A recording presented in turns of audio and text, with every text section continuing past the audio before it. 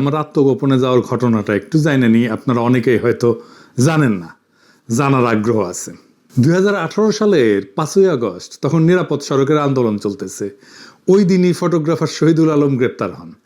আর আমাকে ডিজিএফআই এর কুচুকুতের অফিসে ফোন করে ডাকা হয়, বলা হয় চা খাইতে ডাকতেছে, কারণ আমার সাথে আলাপ আছে। তো যে কোনো জায়গায় সে আলাপ হইতে পারে, আমার বাসায়, অফিসে, কোনো কফি শপে, কিন্তু তাদের হেড অফিসে কেন? কোনো উত্তর নাই। আমি কইলাম অন্য জায়গায় আসেন, আমার অফিসে আসেন, বাসায় আসেন, একটা কফি শপে যাই। ওনারা যাবেন না, আমার চাপাচাপি করে ওই সন্ধ্যাতেই যাইতে হবে, ওনাদের অফিসে ঢুকতে হবে আমাদের। তখন আমি অধিকারের সাথে কাজ করি, গুম নিয়া, টর্চার নিয়া, ওই আপনার ভাই শহীদুল আলম ওনাদের সাথে গুমের ডকুমেন্টেশন করি। এইভাবে ফোন কইরা ডিজিএফআই ডাকে, আকরামুলকে এইভাবে ডাকছিল। আমি লুকায় পড়ি। পরদিন ডিজিএফআই আমার বাসা অফিস রেড করে, আমার বাসার সামনে পাহারা বসায় 24 ঘন্টা। বাসার লোক বাইরে গেলে তারে ফলো করে।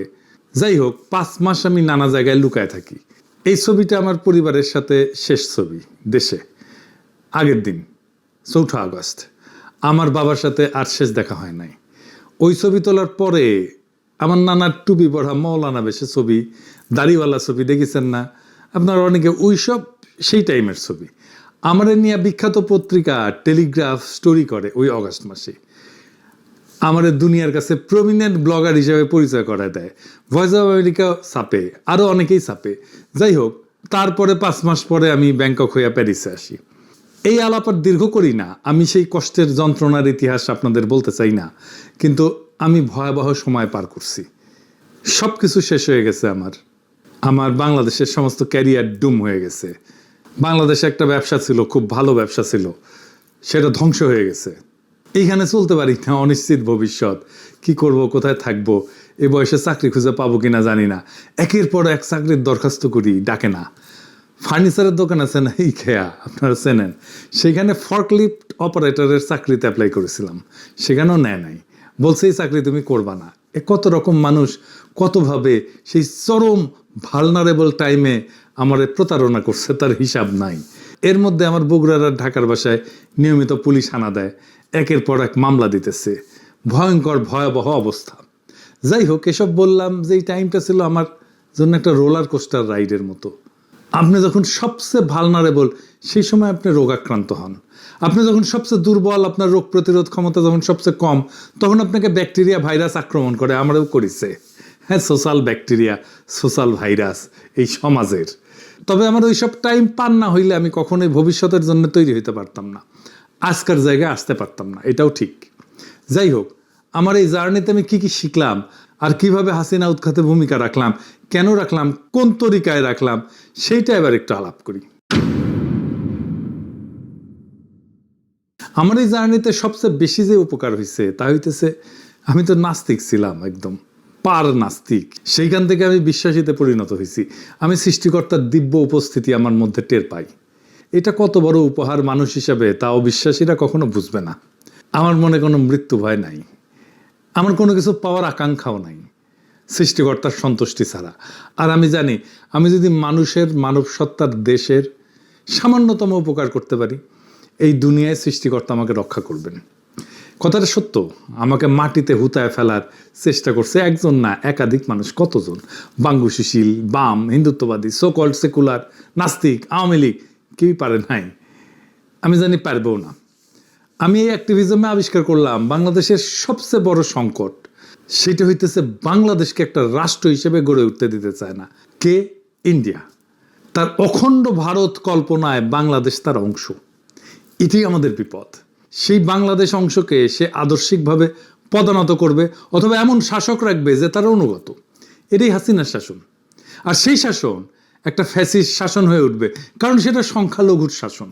সে হাসিনার শাসন টিকে থাকার প্রধান এবং প্রথম শক্তি তার সো কল্ড লিবারাল সেকুলার প্রগতিশীল শক্তি, যেটা তাকে ঘিরে রাখে। এই লিবারাল সেকুলার শক্তি ঘুরে ফিরা ভারতের বয়ানি ফেরি করবে। এই শক্তিটা ভয়ানক, কারণ তারা সংখ্যায় দুর্বল। এটি ঠিক রুয়ান্ডার মতো। সেটা কিরকম? রুয়ান্ডার 2 জাতি ছিল, হুটু আর তুৎসি। পূর্ব আফ্রিকার দেশ রুয়ান্ডা এবং বুরুন্ডির প্রধান জাতিগোষ্ঠী। হুটুরা সংখ্যাগরিষ্ঠ। রুয়ান্ডার জনসংখ্যার প্রায় 85% ছিল হুটু, আর তুৎসিরা ছিল সংখ্যালঘু 14 থেকে 15%। এই তুৎসিরা ঐতিহাসিকভাবে গবাদি পশু পালন করত এবং তারা জমিদার শ্রেণী ছিল। বাঙ্গুল্যান্ডে যেরকম জমিদার শ্রেণী ছিল কলকাতার হিন্দুরা ঠিক সেই রকম। তারা ছিল সমাজের অভিজাত শাসক শ্রেণী। জার্মান এবং পরে বেলজিয়ান উপনিবেশবাদীরা তুৎসিদের উন্নত শাসনযোগ্য জাতি হিসেবে চিহ্নিত করে। তারা প্রশাসনে শিক্ষায় প্রাধান্য দেয়, ঠিক একইভাবে বাংলাদেশে যেটা ঘটছে। ফলে হুটুরা সংখ্যাগরিষ্ঠ হইয়াও রাজনৈতিক বা অর্থনৈতিকভাবে বঞ্চিত থাকে। বাংলাদেশে একই ঘটনা দেখেন, সেই জমিদার প্রথা, সেই কলকাতার হিন্দুরা, বাংলাদেশের সাধারণ মুসলমানরা হুটু, আর ক্ষমতাসীন প্রগতিশীলরা তুৎসি। এখনও তুৎসিরাই ক্ষমতায়। দুর্বলের শাসন ভয়ঙ্কর হয়, কারণ তারা সবসময় ভয়ে থাকে। এই মনে হয় জয় বাংলা হয়ে গেলাম। এরা নৃশংস হয়, এরা প্রতিশোধ পরায়ণ হয়। আমি যেহেতু এই সিপিবি ঘরানার লোক, তাই আমি আবিষ্কার করলাম যে এই ঘরানা, এই বাঙ্গুল্যান্ডের এই তুৎসি ঘরানা, এটা দুর্বল। শিক্ষা দীক্ষায় দুর্বল, মেধায় দুর্বল, পেশাগত সাফল্যে দুর্বল। এদের বয়ান চুরমার করে দেওয়া সম্ভব। এদের সাথে কেউ ফাইটে যায় নাই। কেন যায় নাই জানেন? যারা যাইতে পারতো তারা যায় নাই। সে ভয় পায় যে তাকে সাম্প্রদায়িক, মৌলবাদী, হিন্দু বিদ্বেষী এগুলো টেকায় দেয় নাকি। সে তার ইসলামী নাম পরিচয় নিয়ে লজ্জিত এবং বিব্রত থাকে। এই কাজটা খুব ইন্ডিয়া ভালোভাবে করছে। গতকালই একজন আমারে বলতেছে যে, আমার পোস্টে এসে, যে ইন্ডিয়া যেইভাবে বাংলাদেশকে দেখাইতে চায়, আপনি সেই দিকে নিয়ে যাইতেছেন বাংলাদেশকে। আপনি আসলে ইন্ডিয়ার উপকার করতেছেন, আপনি বাংলাদেশের শত্রু। ইন্ডিয়া আমারে নিয়ে কি ভাবলো সেটা দিয়ে বাংলাদেশের রাজনীতি নির্ধারিত হবে? বাংলাদেশ কি ইন্ডিয়ার ইচ্ছা অনুযায়ী চলবে? দেখলাম কে একজন কইতেছে, আমার অ্যাক্টিভিজমের ফলে পশ্চিমবঙ্গে বিজেপি জিতবে। পশ্চিমবঙ্গে বিজেপি জিতবে নাকি সিপিএম জিতবে সেটা নিশ্চিত করা কি আমাদের দায় নাকি রে, নাকি দায়িত্ব? এইগুলাই ইন্ডিয়ান ফুড সোলজারদের কাজ হয়ে ওঠে বাংলাদেশে। এই বাংলাদেশের লিবারাল সেকুলাররা বাংলাদেশের শত্রু। আসলে বাংলাদেশের রাজনীতিতে অবধারিতভাবে ইসলাম থাকবে, ধর্ম হিসাবে, মূল্যবোধ হিসাবে, ভ্যালুজ হিসাবে, জীবনযাপন পদ্ধতি হিসাবে। সেটাই স্বাভাবিক, সেটাই ন্যাচারাল। ইসলাম তো পশ্চিমের এই গ্রেকো রোমান খ্রিস্টান কালচারের চাইতে প্রোগ্রেসিভ, প্রগতিশীল। সেই ন্যারেটিভে বাংলাদেশের রাজনীতি নির্মাণ করতে হবে। তাহলে এটা টেকসই হবে, তাহলেই বাংলাদেশের স্বাধীনতা, সার্বভৌমত্ব রক্ষা পাবে। একমাত্র তাহলেই আমরা অখণ্ড ভারতের রাষ্ট্র কল্পনা ঠেকায় দিতে পারবো। দেখেন একটা এক্সাম্পল দিই। চরমনায়ের পীর সাহেব, উনারে শরিয়া আইন নিয়ে খালেদ মহিউদ্দিন নাস্তানাবুদ করে দিল। ওই শরিয়া কি এখন অন্য পৃথিবীতে অন্য জায়গায় চালু আছে? এরকম কোনো উদাহরণ কি আমরা দেখবো? মানে আমরা এরকম শরিয়া দেখতে চাই বা এরকম শরিয়া দেখতেছি, ধরেন এই পৃথিবীর অন্য কোনো আমাদের শরিয়া, আমাদের দর্শন, হ্যাঁ আমাদের দর্শন, আমাদের শরিয়া, হ্যাঁ হ্যাঁ, আমাদের কোরআন ও হাদিসের মধ্যে দেয়া আছে। এখনকার কোন রাষ্ট্র আছে কিনা? আমার মতে দেখেন, এখনকার কোন রাষ্ট্র ব্যবস্থা আছে কিনা, এরকম রাষ্ট্র ব্যবস্থা আছে কিনা? এখন আফগানের মধ্যে আপনি দেখতে পারেন সেখানে শরিয়া অনেক বেশি। কার মধ্যে? আফগানিস্তানের মধ্যে।